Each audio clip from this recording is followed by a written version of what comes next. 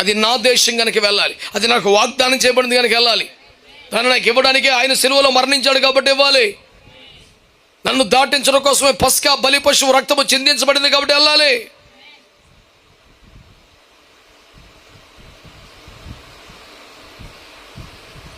మాకు కావలసిన నీ యువతలు ఉన్నప్పుడు ఈ పరలోకం ఇవన్నీ ఎవడు కావాలి? ఒకడు అన్నాడు డైరెక్ట్గా, నన్ను సత్యం తర్వాత అసలు ఈ దేహాన్ని వదిలిపెట్టాక లోకాన్ని వదిలిపెట్టాక అవతల ఏముంది ఎవడు తెలిసి ఇక్కడ శుభ్రంగా బతికేదానికి.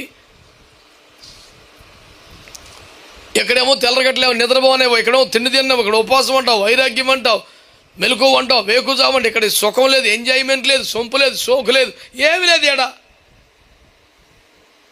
ఓ అవతలేమో పరలోక రాజ్యం బంగారపు వీధి, ఇంటికి ఎన్ని కళ్ళ ముందున్న అనుభవించడం. ఇక్కడ నోరు కట్టేసి మా కన్ను కట్టేసి మా ప్యానం తీసేసి ఆవిడ వెళ్తే ఆకలి తప్పికుండదు, ఇక్కడ ఆకలి తప్పుతున్న సాగు కొడుతున్నాం మమ్మల్ని.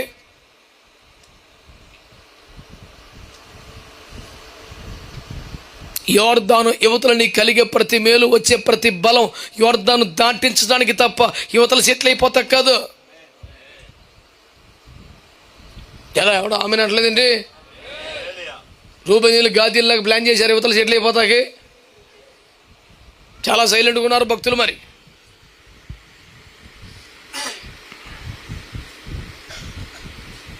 ఒకటే మైండ్లో పెట్టుకో, నాకే లోటు లేకపోయినా, నాకే కొత్త లేకపోయినా, నా అవసరాలు సమృద్ధిగా తీరినా, సర్వ సమృద్ధిలో ఉన్నా నేను లోకాన్ని వదిలిపెట్టాలి, వాగ్దాన దేశానికి వెళ్ళాలి.